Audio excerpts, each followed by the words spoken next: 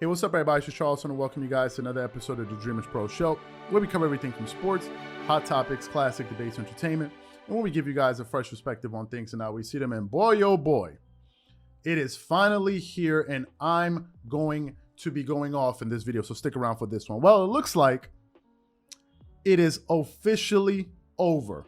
We are finally now officially out of our misery.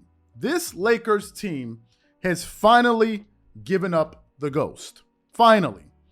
I want you guys to think about this. A team with 5 Hall of Fame players, 4 top 75 players, is officially on its way to the NBA lottery. After LeBron James told us from the beginning of this season, you know LeBron, at the beginning of this season, what did LeBron James tell us? He told us, make sure you keep that same energy. That's exactly what LeBron James told us at the beginning of this season. And now the Lakers have been eliminated from the play-in tournament after we were told to keep that same energy. And LeBron, who was the leader, or is the leader, or was the leader, didn't even seem bothered by the fact that this team was in a free fall over the last 2 weeks. Let me remind you guys, the last game that the Lakers won was on March 21st. The Lakers haven't won a basketball game since March 21st. And after they beat the Cleveland Cavaliers on March 21st, what did LeBron say after the game? He said, I am having the time of my life right now. At that time, the Lakers were 10 games below 500. And this dude was talking about he was having the time of his life when there were 10 games under 500. LeBron, in my personal opinion, didn't give a damn about this team the moment he realized that they were going absolutely nowhere. Now, here's what I think this team should actually do. I think the Lakers, as an organization, need to blow up this entire team. If they can, they should get rid of LeBron, they should get rid of Anthony Davis, and they should definitely get rid of Russell Westbrook. We recently heard Magic Johnson, who was on ESPN First Take, and he said that it's going to be virtually impossible for them to change this roster. It's going to be very hard to move Russell Westbrook, who is going to be owed $47 million next season, to move him to another team and give up a pick because he said they don't have any more picks. Do you know why they don't have any more picks? Because the Lakers, since LeBron James got to that organization, have totally mortgaged their future for the present. So they have nothing left. In my personal opinion, I think they need to find a way to start anew. I don't know what makes people think that if you give this team an additional year where they have stars who are going to be 1 year older, LeBron's probably going to be 38 years old, Russell Westbrook is going to be probably 34 years old, Anthony Davis is going to be 1 year older, and somehow, some way, you expect some miraculous change, that this team is somehow all of a sudden going to be better next season. I said this before, and I'm going to say it again. LeBron was always about LeBron. He was never about the Lakers. Some Laker fans, not all, because we read some of the comments, were wise enough to realize from the moment he got to the team, they said, listen, this is not going to be good for our brand. They understood that. But some people didn't understand the ultimate play. He saw the Lakers as a platform or as a means to an end to enhance his own personal brand. That is what the Lakers, that is what him going to the Lakers was all about. I don't think LeBron was ever interested in being an all-time Laker. Do you know why? Because the moment he got to LA, it seemed as if he was in total confusion as to why Laker fans were giving him a side eye, because he walked in there and he thought that they were just going to start, twerking it up for him. And they were like, bro, the last superstar we had on this roster, when he was in his prime, helped deliver us 5 NBA championships. 5 NBA championships. So what makes you think, even though you're a 3-time NBA champion, we're all of a sudden going to start dancing it up and twerking it up for you? You haven't done anything. And he was looking at Laker fans like, don't y'all know who I am? And Laker fans were looking at him like, have you looked up in the rafters? Do you see how many of those things is hanging up there? It was at that moment I realized this guy doesn't really understand where the heck he is. He doesn't understand where the heck he is. In my opinion, they need to go in a different direction. This Lakers team, the number one reason they failed this season was because they were a terrible defensive team. A terrible defensive team. They seemed totally disinterested or totally incapable of playing defense.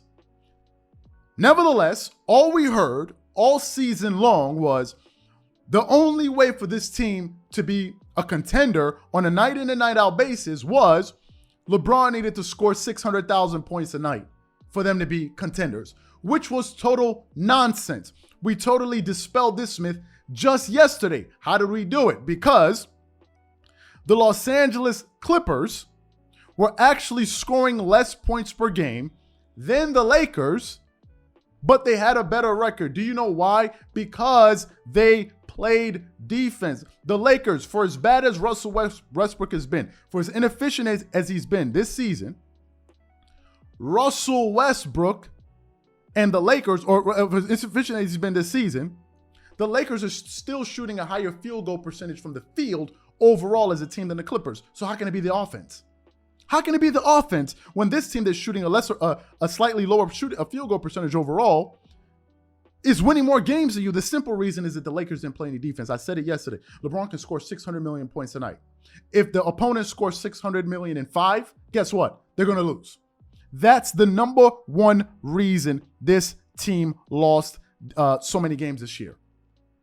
This is the biggest disappointment and embarrassment in NBA history.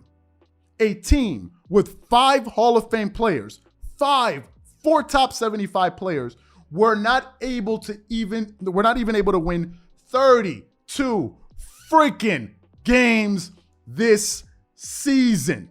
If this is not the biggest disaster in NBA history, my friends, what is? What team with this level of talent, this level of expectations going into this season didn't even make the play-in? They are the 11th seed. It is a total disaster. And now what the Laker fans are going to realize is exactly what Miami Heat fans and Cleveland Cavalier fans realize. Do you know what that is? You guys are getting ready to go through a rebuild. What happens is when LeBron goes to teams, he uses up all of their resources. By the time he's done, he moves on to another team and leaves the other team in shambles, and it takes them years to get back into position. But if you listen to some people, well, whenever he leaves an organization, they go into the lottery. Yeah, they go into the lottery because they gave up their entire future. That's why they go into a lottery. But in this particular case, he's going to be with them, driving them to the lottery. To me, it is a disaster. I saw him yesterday. He was sitting on the sideline. He looked totally unbothered. He was just there peacocking, wearing his sunglasses, looking cool, check me out. Meanwhile, my teammates are getting obliterated on the court. Guess what? Now that the Lakers have officially been eliminated, there is no good reason for him to play. Let me tell you guys what happened last night. This is actually what happened last night. Last night, LeBron now just put himself in a position where, after his team got eliminated, if he plays any more games, what people are going to ask is, Why are you playing games when your team has been eliminated? Shouldn't you be resting for next season? But if he does play, they're going to understand this guy just up there statting it up.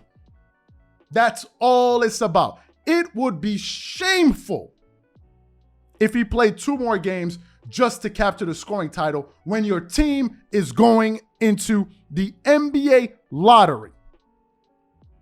Going into the NBA lottery. It's a disaster of a season. A disaster. And he didn't even seem bothered by it. You meant to tell me LeBron couldn't suit up for at least 10 or 15 minutes to at least be a decoy on the court.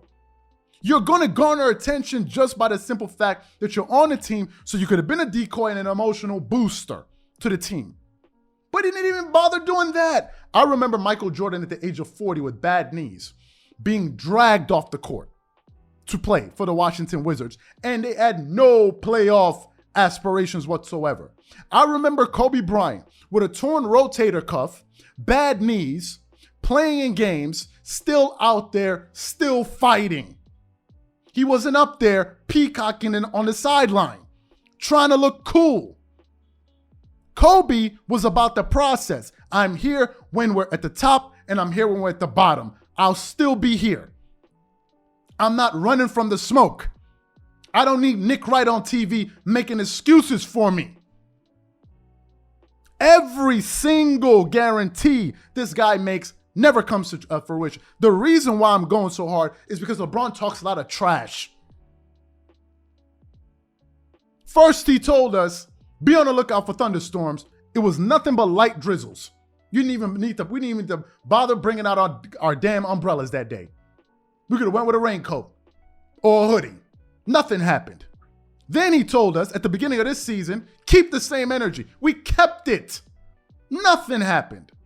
Meanwhile, a real Laker great, a better all-time player in Kobe Bryant, the last time Kobe Bryant, when he was healthy, at the age of 34, before he ruptured his Achilles tendon, let me read what Kobe Bryant said, a true leader, when he made a guarantee. I got this article from CBS Sports. Let me quickly read. The headline reads, Kobe Bryant guarantees the Lakers will make the playoffs. Y'all remember the abysmal season they were having that year? And they asked him, will he make the playoffs? And Kobe said, it's not a question if we make the playoffs, we will. Kobe Bryant told Sports Illustrated, and when we get there, I have no fear of anyone. Oklahoma City, San Antonio, Denver, whoever, I have zero nervousness about that. And guess what happened? The Lakers made the playoffs. And it took Kobe Bryant rupturing his Achilles tendon to ensure that this team made it into the playoffs. But what was LeBron doing? Nursing a sore ankle.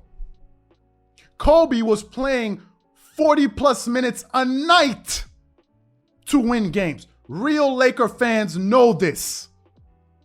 And this is the reason I will never, ever put LeBron ahead of Kobe, because Kobe was more mentally tough.